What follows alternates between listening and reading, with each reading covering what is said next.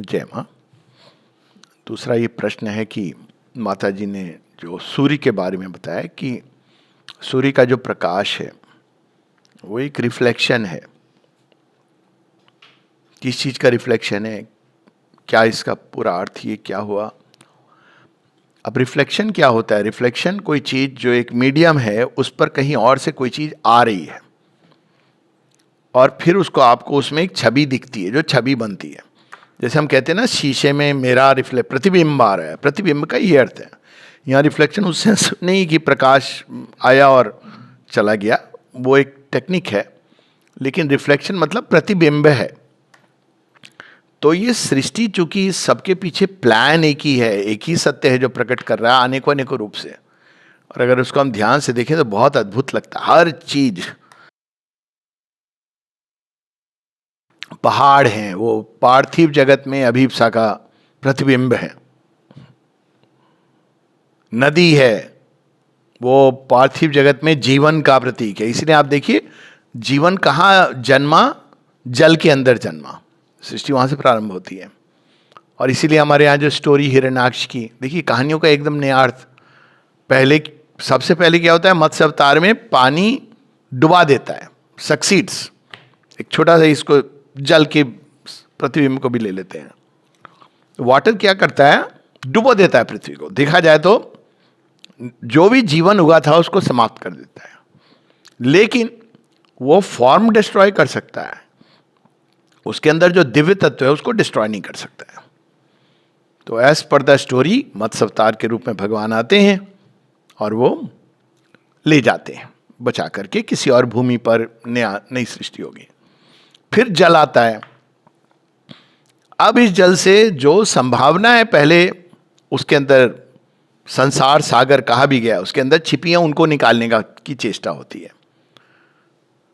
तो भगवान क्या करते हैं, स्वयं ही उसके नीचे विराजमान हो जाते हैं कश्यप के रूप में, और फिर सागर मंथन होता है, उसमें सारी संभावनाएं निकलती हैं और कालकूट निकलता, अमृत निकलता है। तो एक प्रकार से वो ब्लूप्रिंट है। जब ये इवोल्यूशन होगा ना, क्या क्या निकलेगा सब उसमें है। असुर के पास क्या जाएगा, देवता के पास क्या जाएगा, अंत में अमृत तत्व का अधिकारी कौन होगा, जो विश्व मोहिनी का परित्याग करने को भी सक्षम है। विश्व मोहिनी यानी वो भी भगवान ही है। Beauty of the story is this, Shri Krishna, Shri भगवान विष्णु ही विश्व मोहिनी बने।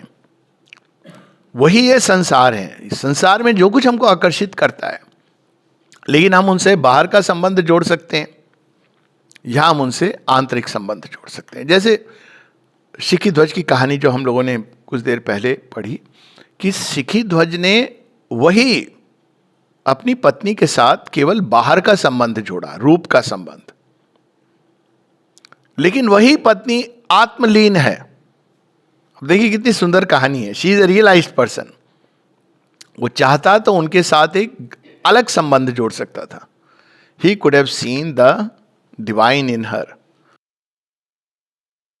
नहीं देखा उन्होंने। जो भी, यही चीज हम देखते हैं श्री अरविंद और श्री रामकृष्ण परमहंस के जीवन में। श्री रामकृष्ण परमहंस शारदा माँ को कहते हैं कि you want to be the mother of one child, few children, और मदर ऑफ द वर्ल्ड। तो वो कहते हैं मदर ऑफ द वर्ल्ड। तो उन्हीं के चरणों में माँ। श्री अरविंद, विवाह होता है, ना केवल उनकी संतान नहीं होती है, किंतु किसी प्रकार का भी उनका भौतिक संबंध नहीं होता। ये श्री अरविंद का एक डॉक्यूमेंटेड स्टेटमेंट है। वो उनके साथ सतत वैसे ही संबंध जोड़ते हैं जैसे डिवाइन स्वयं शक्ति। और उनके पत्रों में भी है, क्या तुम मेरी शक्ति बनोगी, क्या तुम चलने को तैयार हो, तुम्हें कुछ नहीं करना है, केवल श्रद्धा रखनी है, बाकी सब अपने आप होगा। खैर, नियति, वो उनकी नियति नहीं थी, कम से कम उस जीवन में नहीं थी। फिर डिवाइन मदर आती हैं, उनके साथ उनका पूरा संबंध जो है, डिवाइन मदर के साथ जो संबंध है वो संबंध है उनके साथ। तो हर चीज जीवन में प्रतिबिंबित करती है, किसी ना किसी हायर ट्रुथ को रिप्रेजेंट करती है। तो सूर्य किसको रिप्रेजेंट करता है? सूर्य रिप्रेजेंट करता है सुप्रामेंटल ट्रुथ को। कैसे वो प्रतिबिंब करता है सुप्रामेंटल ट्रुथ? सुप्रामेंटल क्या है? ओमनी प्रेजेंट है। आप कहीं से भी चले जाओ, सारे ग्रह परिक्रमा कर रहे हैं, सूर्य किसकी तरफ देख रहा है? सूर्य कहेगा मैं सर्वत्र देख रहा हूं, और एक प्रकार से सर्वव्यापी है। हर चीज के अंदर उसकी रेज जा रही है। कोई ऐसा स्थान नहीं है जहां सूर्य की किरण नहीं पहुंच रही है। और सर्वशक्तिमान भी है। सुपर माइंड के जो दो एट्रीब्यूट मेन है, ओमनीपोटेंस एंड ओमनीसियंस। आप कहें कैसे सर्वशक्तिमान है? आप देखिए पूरी पृथ्वी पे पृथ्वी निकलती कहां से? सूर्य से निकलती है। सारे ग्रह निकलते हैं उस जैसे जैसे घूमती है। पृथ्वी पे जीवन पूरा सूर्य के तापमान से संचालित होता है। Very fascinating. और सूर्य के तापमान से और पृथ्वी का सूर्य के साथ जो संबंध है, उसे ऋतुएं बदलती हैं। सूर्य के साथ पृथ्वी के संबंध से समुद्र ऊंचा होता है या गिरता है। और ये पूरा जो क्रम है, सूर्य बिना कुछ किए सब कुछ कर रहा है। इसी कहानी में चूंकि हम लोग अवतारों की बात कर रहे थे, तो दूसरी कहानी तो कूर्म अवतार की हो गई। अब आप देखो तीसरी कहानी क्या है? फिर से जल आता है। कैसे आता है? अब धरती आ गई है। धरती कहां से आई है? एक्चुअली जल से निकली है। ये जो हम धरती पर करते हैं ना, वो ocean has given the land literally. तो ये अब कौन आ गया सीन पर? हिरण्याक्ष आ गया। कहता है मैं इसको तो डुबा के रहूंगा। क्यों? क्योंकि एक बार अब जल का जीवन शुरू हो जाएगा ना, तो इवोल्यूशन कहां तक पहुंचेगा उसको भी पता है, असुर को पता है। तो डुबाने की चेष्टा करना। और भगवान नरसिंह के रूप में आते हैं और विनाश करते हैं। फिर जीवन जब पृथ्वी पर आता है, फिर और अड़चने आती है। दश अवतार की कहानी में पूरा सब कुछ दिखता है।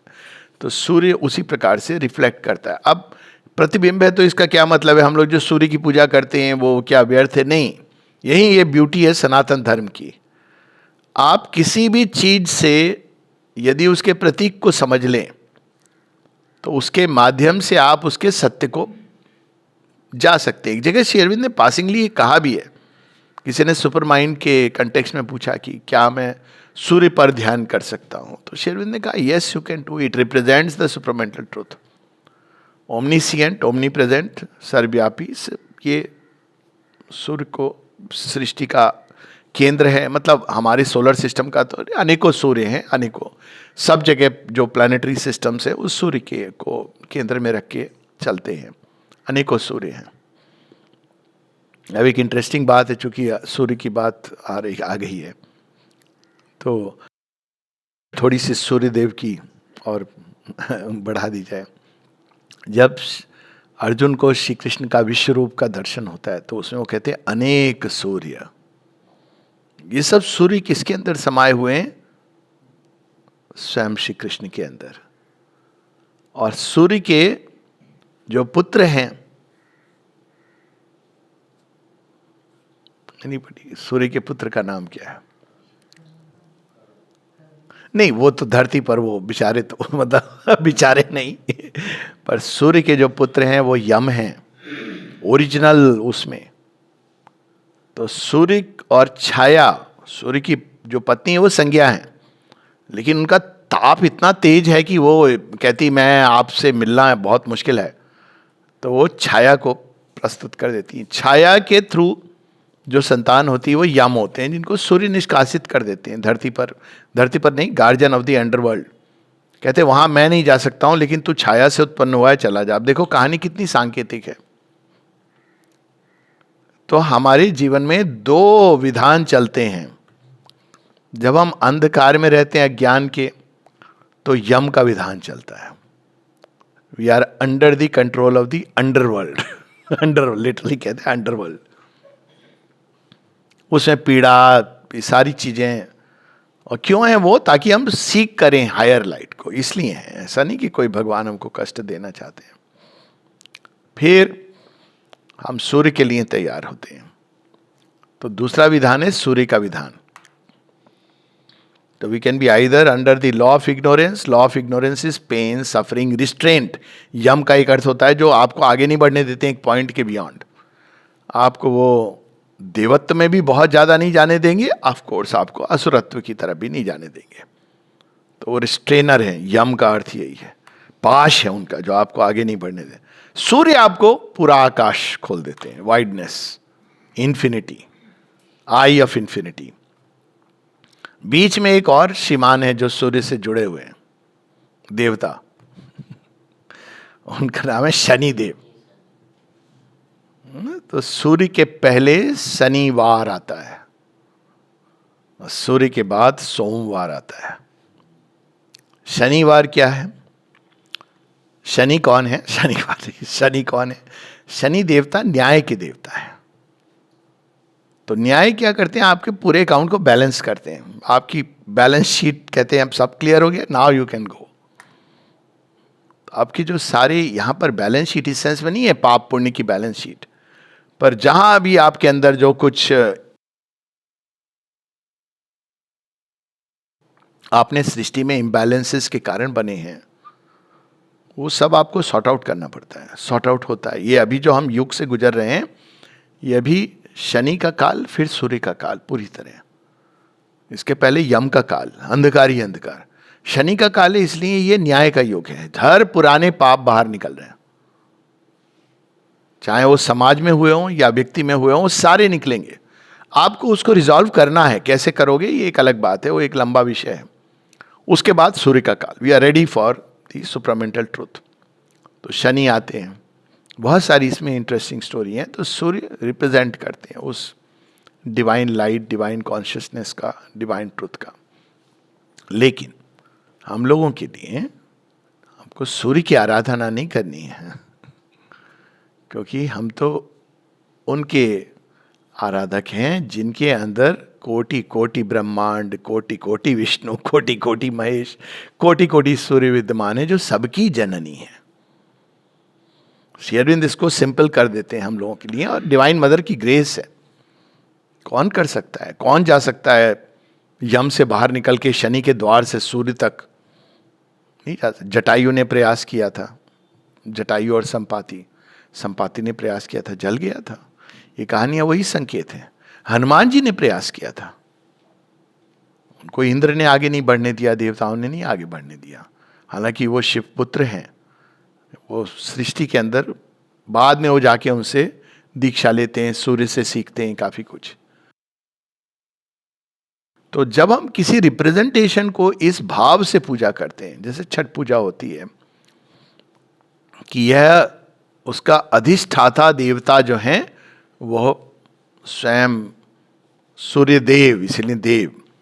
तो जब हम बाहरी फिजिकल सिंबल को मान करके ऑफरिंग करते हैं तो वो द्वार बन जाता है टू कनेक्ट विद. यानी ये फिजिकल वर्ल्ड में सब कुछ मीडियम है.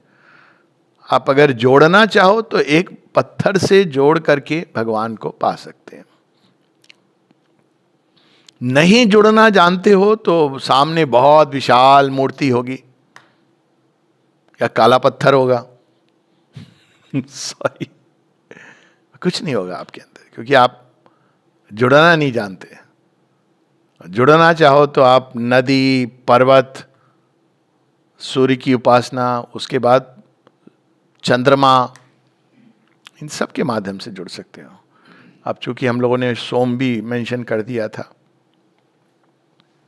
तो सोम कौन है? आनंद के देवता है. जब तक पूरी तरह सूर्य के प्रकाश में हम नहीं नहा लेते, पूरी तरह हमारे अंदर सारी अशुद्धियां नहीं चली जाती हैं, मिथ्यात्व नहीं खत्म हो जाता, तब तक आनंद के अधिकारी नहीं होते हम. और जब सब आनंद है तो सब मंगल में है. आगे की कहानी बाद में. ठीक है. जय मां.